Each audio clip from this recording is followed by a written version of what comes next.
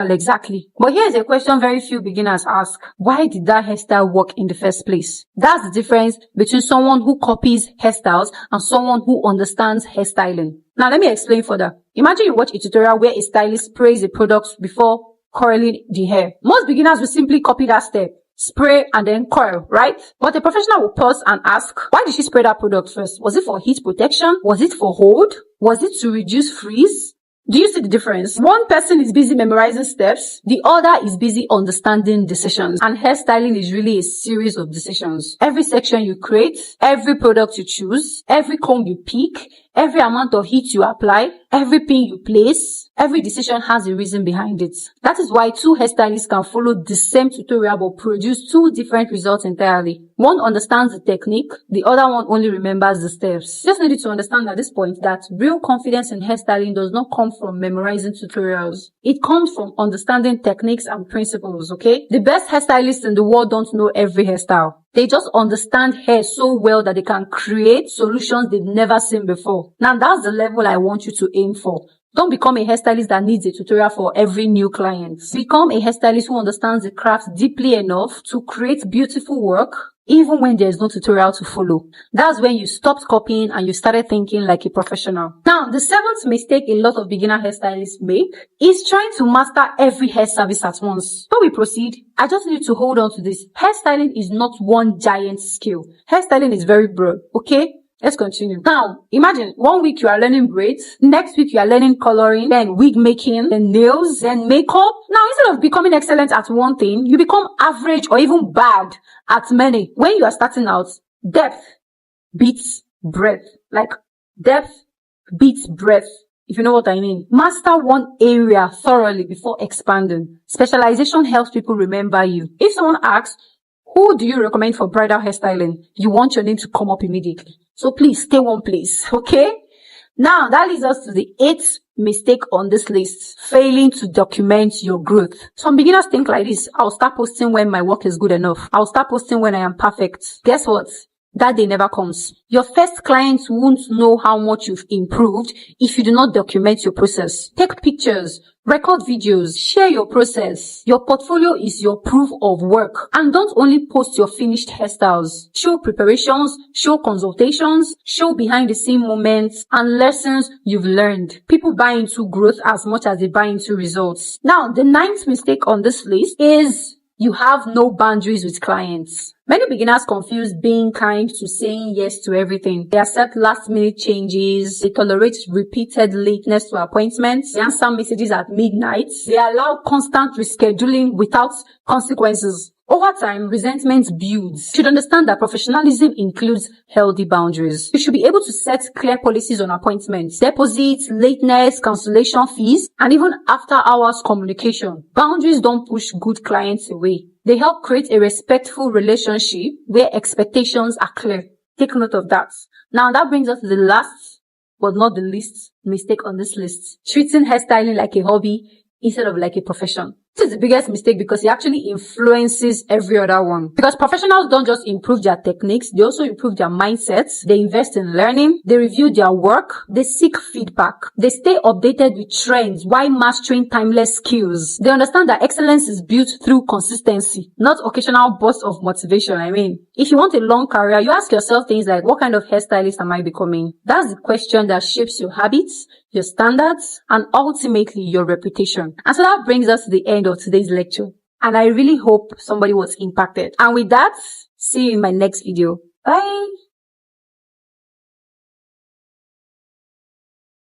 I honestly believe there are hairstylists who never become successful. Now, not because they are not talented, but because year after year, they keep making the same beginner mistakes. And the part which I believe to be the painful part in all of this is nobody actually tells them about it. And sometimes they don't even know they are stuck. Today, I'm sharing 10 mistakes I have made, mistakes I have also watched students make, and mistakes that quietly destroy careers even before they begin. So if you are just coming across my channel for the first time, sit tight because it is going to be worth your time.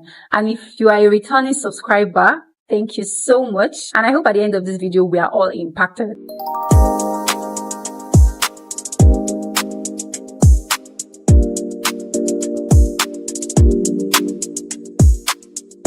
Now, these days, people think hairstyling is just knowing how to braid or just knowing how to install a frontal. But guess what? That's the easy part. The real career is built on professionalism, systems, decision-making, and client experience. Now, those are the things we are talking about today. These are few mistakes that could quietly and silently kill your hairstyling career before it even gets the chance to grow. And number one on this list is buying equipment before building skills. This is probably the biggest financial mistake beginners make. In a way, I believe social media has a way of convincing new or beginner hairstylists that owning an expensive salon chair or even an expensive salon itself with 3 big lights, a steamer, 5 curling irons, 2 hot combs, every latest product on the market, and drawers filled with styling sprays make them automatically look successful and experienced. No, it doesn't. Here's what usually happens. A beginner saves 300,000 naira, for instance. Now, instead of investing in education, they spend about 250,000 naira on tools because somewhere in their head, they believe equipment equals professionalism. 3 months later, half of those tools are gathering dust because they don't even know when or why they are used in the first place. The problem isn't buying equipment. The problem is buying equipment without understanding the purpose behind that equipment. Professional hairstylists don't buy tools because they are trending. No, they buy them because a specific tool solves a specific problem. For example, a good hot comb is not valuable because everyone has one. It's valuable because it creates smooth, polished finishes. If you don't understand that purpose, you will keep buying tools instead of building skill. Never let your equipment grow faster than your expertise. If you handed a master chef basic kitchen tools, they'd still make an amazing meal. If you handed an amateur chef a luxury kitchen, they will still struggle. Hair is exactly the same. Then that brings us to number 2 mistake. Learning hairstyles without actually learning hair.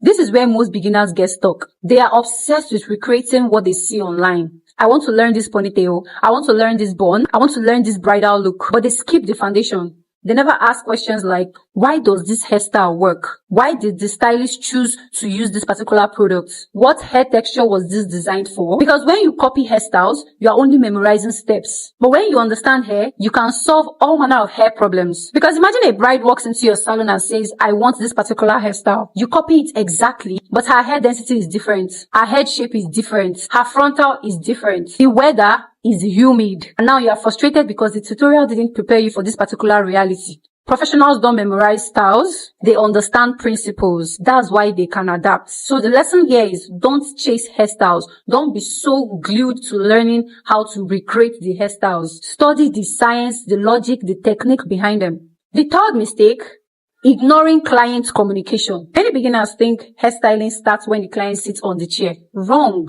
It ought to have started long before then. Communication is part of the service. Because, okay, let's take this for example. Imagine a client says, I want coils for this hairstyle. And what you thought she meant was she wanted Hollywood coils. Meanwhile, what she actually meant was she wanted loose wave coils. And now she's disappointed. Who's wrong? Neither of you are wrong, but you failed to communicate clearly.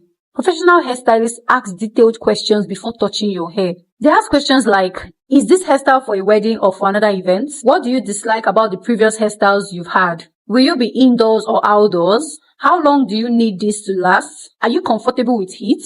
Have you worn this type of hairstyle before? Do you have inspiration photos? These kind of conversations prevent disappointment and build trust, which is exactly what you need as a growing brand or even as a professional herself. Now, the fourth mistake on my list is charging based on fear instead of based on value.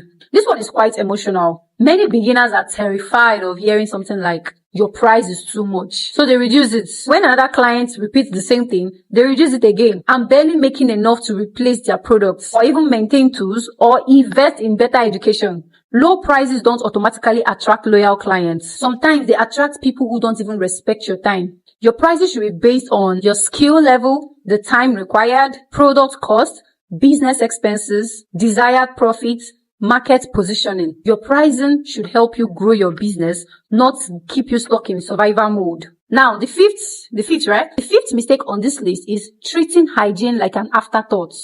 This isn't just about cleanliness. This is about trust. Imagine walking into a salon and noticing hair from the previous client still on the floor, dirty combs, a stained towel, used pins still littered on the table. Even if the stylist is talented, in a way your confidence still tends to drop. Clients notice these things even when they don't mention them.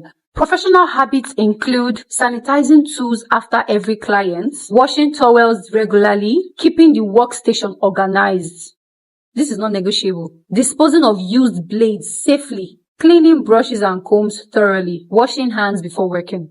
As simple as these things look, it makes you come across as a professional. Hygiene isn't an extra service. It is the minimum standard. Now, the sixth one on the list is almost similar to the second one, but I'm going to be explaining it in details. Copying hairstyles without understanding the technique behind them. This is probably one of the biggest reasons many beginners stay beginners for years. And before you misunderstand me, I'm not saying tutorials are bad. I'm not saying inspiration is bad. I'm not saying you shouldn't save hairstyles you admire. We all do that. The problem starts when your learning process stops at copying. Today, because of TikTok, Instagram, Pinterest, and YouTube Shorts, you can save hundreds of hairstyles in one afternoon.